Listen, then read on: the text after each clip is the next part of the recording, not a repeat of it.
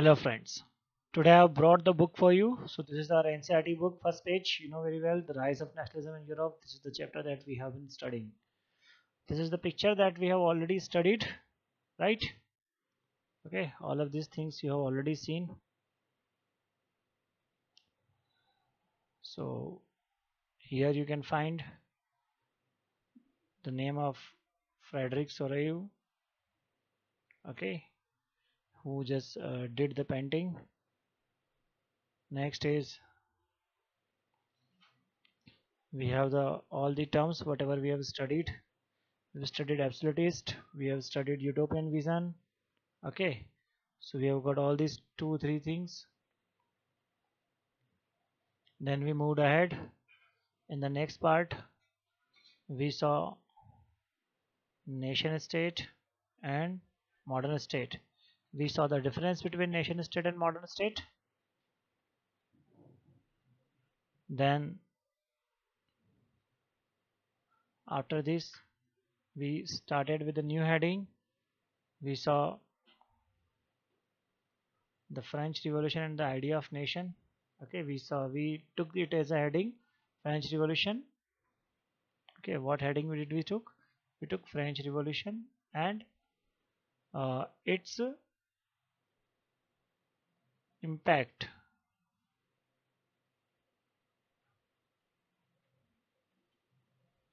Its impact on other part of Europe. Okay. Then what did we see? We see all the changes which whatever happened over there in France. Then we see the Jacobin clause which were formed in the other parts of Europe. We talked about Holland, Belgium, Switzerland. Then this is the map that we have not discussed. So you can see this map over here. See, this is the France. Okay, and if you remember that how the France expanded. So this is the France, this is England, actually Britain. So here you see Netherlands. If you remember, after when I taught you that after 1815 various states were formed around this France, so you can see, so Netherlands were given Belgium, okay, and here Prussia took some parts, Austria took some parts, okay, and this way actually. Okay, Russia is somewhere else. So Russia was given Poland. Okay, so ultimately like this. Okay, the entire France was covered with various states. Okay, let us move ahead. We saw Napoleonic Code. Okay, Napoleonic Code we saw here.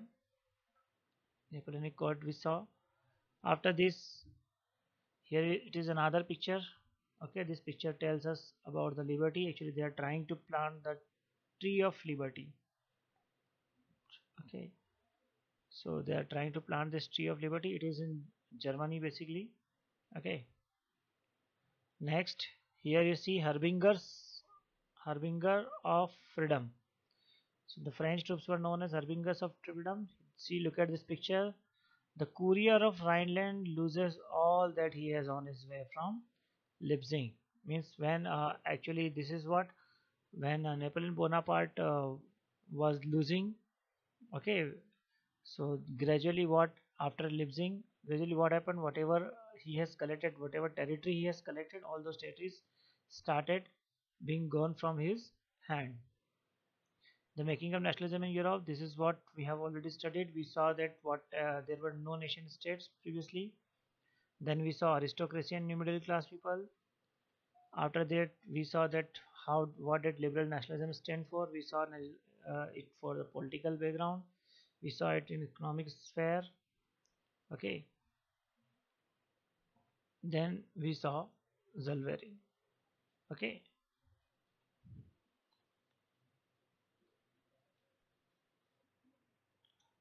so after Zulverin we saw new conservatism actually in 1815, where we saw that how Napoleon was defeated, and after his defeat, Treaty of Vienna, here it is given, Treaty of Vienna was signed. Okay, whatever the changes came in Treaty of Vienna, it is given here on this page. After this, the revolutionary, this is what we saw. We talked about Giuseppe Mazzini. Here it is the picture of Giuseppe Mazzini. He is writing, he is founding Young Europe organization born in 1833. So all these things we have studied. Now our heading is the age of revolution. This is what we have to start from. अगला question जो हमारे पास में आता है ना कि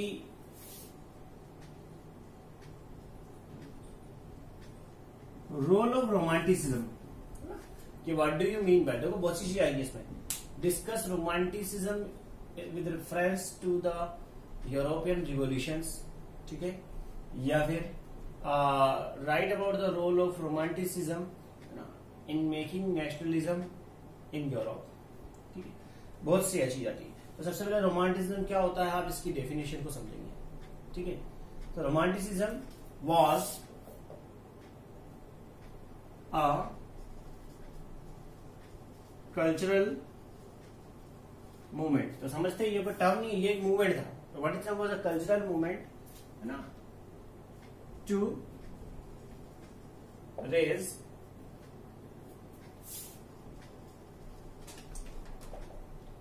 national sentiments. कि romanticism was a cultural movement that raised national sentiments ना. ठीक है, नेशनल सेंटिमेंट जगाने के लिए जो एक मूवमेंट था, है ना, with the help of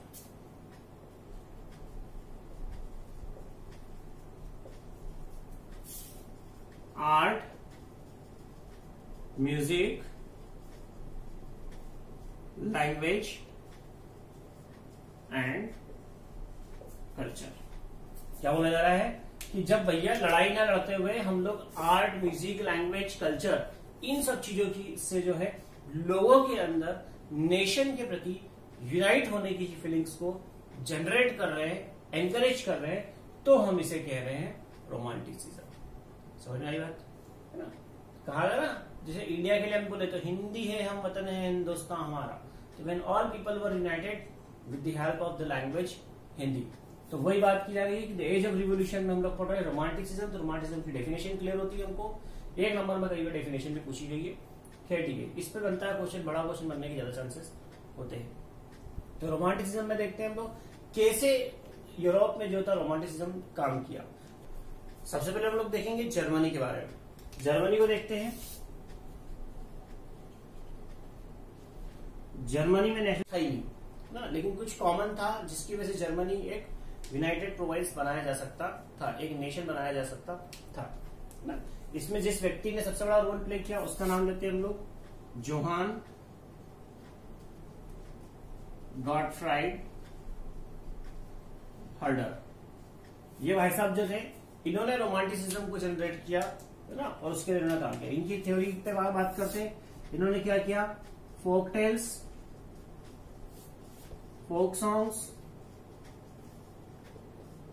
folk dramas, इन सब की हेल्प से इन्होंने अपना एक स्लोगन दिया और उन्होंने कहा 10 फोक. 10 फोक जिसका मतलब होता है 10 मतलब कॉमन, फोक मतलब पीपल. यहां पर फोक की स्पेलिंग में मैं वी लिखना चाहूंगा, 10 वोक, है ना. अब आप बोलोगे सर वी क्यों लिखा, है ना. आप कहेंगे सर 10 फोक में आप वी क्यों लिख रहे हैं. इट्स जर्मन लैंग्वेज, वी को फा पढ़ते हैं वो लोग, ठीक है ना. तो या बोले हम लोग, हम जो एप बोलते हैं वो वी बोल रहे हैं. तो 10 फोक ना, वो गाड़ी में थे ना वॉक्सवैगन, बोलते क्या Volkswagen, that is actually Volkswagen. तो फॉक मतलब होता है पीपल, इंग्लिश का वर्ड है, वी बना दिया उन्होंने, जर्मन वर्ड हो गया. ठीक है, तो 10 फोक दैट मीन्स कॉमन पीपल. ठीक है, एक टर्म और उन्होंने जनरेट की थी जर्मनी में, है ना, जिसे कहा जाता है फॉक्स जिस्ट, और इसका मतलब होता है नेशन. कि नेशन स्टेट मतलब फॉक्स जिस्ट कैसे. तो जर्मनी का समझ आ रहा है आपको. जर्मनी में जोहान गॉटफ्राइड हर्डर नाम के व्यक्ति ने फोक टेल्स, फोक सॉन्ग्स, फोक ड्रामास की सहायता से जर्मन कल्चर को यूनाइट करने की कोशिश करी. उन्होंने कोशिश करी कि जर्मनी एक इंडिपेंडेंट नेशन के तौर पर अपने आप को देखने लगे. इसके लिए उन्होंने कॉमन पीपल अर्थात 10 लोग की बात लोगों से करी, ठीक है। और उन्होंने एक आइडिया दिया लोगों को, फॉक्स जिसका आइडिया मतलब एक नेशन का आइडिया, एक ऐसा नेशन जिसमें सब लोग अपने आप को एक आइडेंटिटी से पहचान सके, ठीक है। तो ये जर्मनी का क्लियर हो रहा है, आपको समझ में आ रहा है। तो जर्मनी के बाद में हमारे पास में दूसरा जो देश आता है वो आता है पोलैंड। तो पोलैंड में 2 चीजों ने बड़ा इंपॉर्टेंट रोल प्ले किया सर। एक थी लैंग्वेज और एक था म्यूजिक। लैंग्वेज और म्यूजिक। सबसे पहले म्यूजिक को देख लेते हैं। तो म्यूजिक की जब हम बात करते हैं पोलैंड में, तो हमारे सामने हम बात करते हैं, एक व्यक्ति का नाम आता है कैरोल कार्पेंस्की। कैरोल कार्पेंस्की जो थे साहब, इन्होंने क्या किया, इन्होंने म्यूजिक को अपना वेपन मान के इन्होंने पोलैंड के लोगों में पोलिश कल्चर को यूनाइट करने के लिए, पोलैंड के लोगों को यूनाइट करने के लिए, नेशनल सेंटिमेंट जगाने के लिए बहुत सारे ड्रामास प्ले किए, ओपेरास किए और बहुत सारे म्यूजिकल इवेंट्स इन्होंने किए।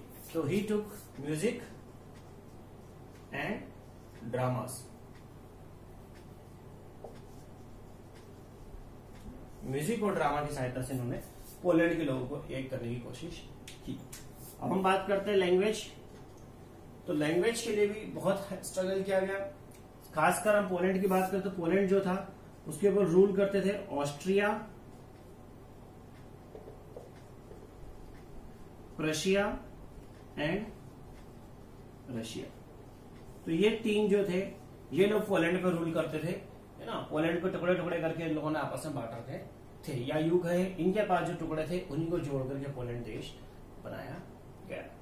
तो लैंग्वेज के बिहाफ पर कैसे कहा हुआ वो समझते हैं कि जैसे ही रशिया वाला जो हिस्सा जो था ना, तो द पीपल वर फोर्स्ड, है ना, forced to speak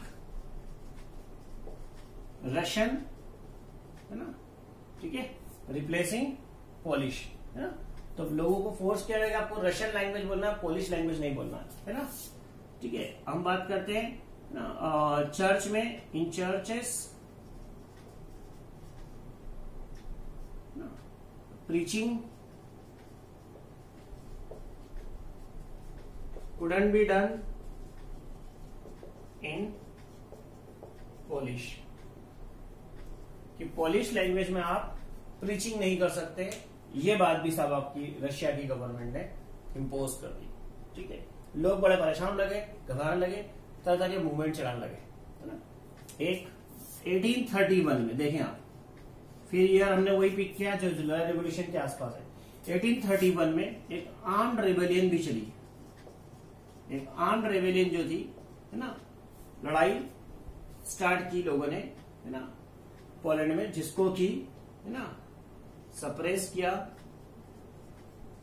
Russian government ने, सप्रेस्ड बाय रशियन गवर्नमेंट, है ना, कि रशिया की गवर्नमेंट ने जो किया गया, ये पोलैंड के द्वारा चलाए गए आर्म रेबेलियन को भी सप्रेस कर दिया गया। हालांकि Poland did not gate independence immediately, but कहीं ना कहीं पोलैंड भी जो था स्ट्रगल कर रहा था, और उसके स्ट्रगल में लैंग्वेज जो थी बहुत इंपॉर्टेंट रोल प्ले कर रही थी। सारी घटनाएं जो हम देख रहे हैं कहीं ना कहीं जुलाई रिवॉल्यूशन के आसपास की घटनाएं हैं, है ना। रोमांटिसिज्म को हम लोग देख रहे हैं, रोमांटिसिज्म को हम अच्छे समझे कि किस प्रकार से लैंग्वेज, आर्ट, है ना, इसकी सहायता से जो हम लोग आगे बढ़ रहे थे, किस तरह से हम लोगों ने जो देखा नेशनल सेंटिमेंट्स को जो था यूरोप में जनरेट किया जा रहा था। समझ में आ रहा है इतनी बात आपको? जी। नेक्स्ट हेडिंग जो हम लोग पढ़ने वाले हैं वो है hunger, hardship and popular rewards.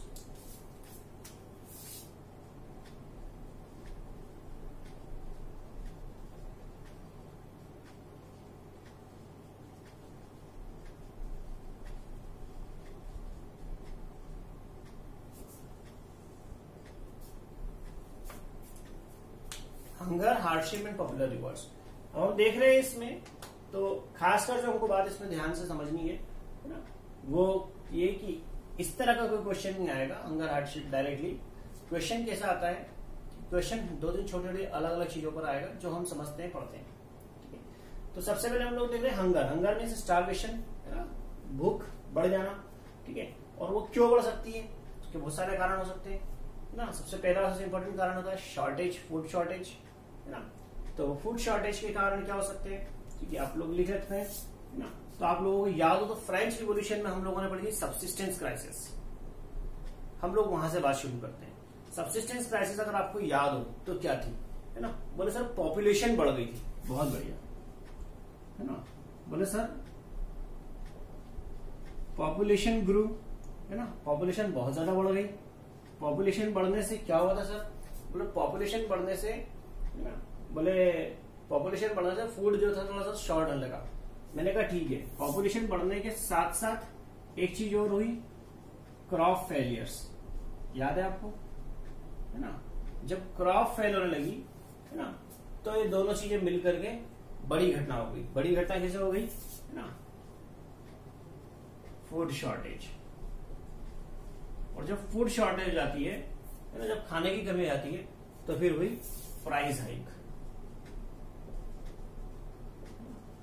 खाने की चीजों के भाव बढ़ने लगे, पॉपुलेशन बढ़ी, क्रॉप फेल हुई, फूड शॉर्टेज हो गई, तो प्राइस हाइक होने लगी, है ना, ये सब होने लगा, ठीक है। और इसकी वजह से बहुत नुकसान हुआ पूरे यूरोप में। कहां पर, पूरे यूरोप में ये घटनाएं घटती रही। हम बात करते हैं स्पेशली अब फ्रांस की।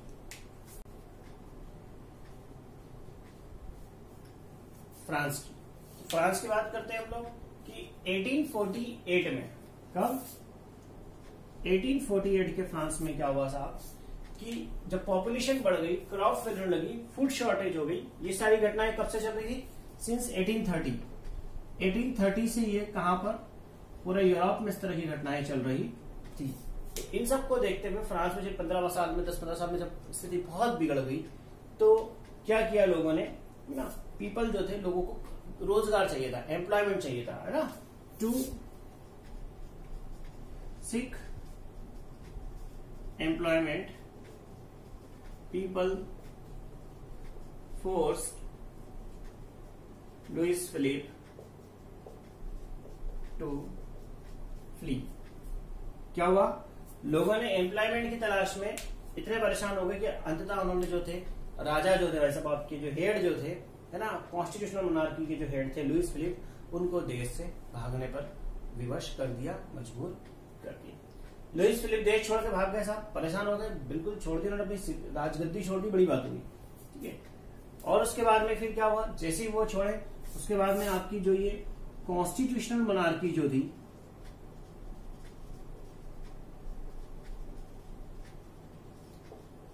ये चेंज हो गई आपकी रिपब्लिक गवर्नमेंट में। कॉन्स्टिट्यूशनल मोनार्की जो थी, है ना, it change into Republic government. Republic government में चेंज हो गई कॉन्स्टिट्यूशनल मोनार्की, और समझना चीज को, constitutional monarchy Republic government change हो गई। अब रिपब्लिक गवर्नमेंट चेंज हो गई मतलब क्या हो गया, है ना, ऑल मेन 21 ईयर्स और मोर, है ना, गॉट वोटिंग राइट्स। हर आदमी जो 21 साल से बड़ा था, उसे वोटिंग राइट्स मिल गए। कहां पर, फ्रांस में। फिर आप सोच रहे हो बोले सर ये तो वापस वैसे ही लग रहा है, बिल्कुल फ्रेंच रिवॉल्यूशन वाली घटना है, मान सकते हैं वैसी घटना। तो इस तरह से जो देखा जा रहा है कि फ्रांस में ये चेंजेस होने लगे, हंगर और हार्डशिप की वजह से रिवॉल्ट हुई, और रिवॉल्ट जो थी वहां पर बड़े चेंज लेकर के।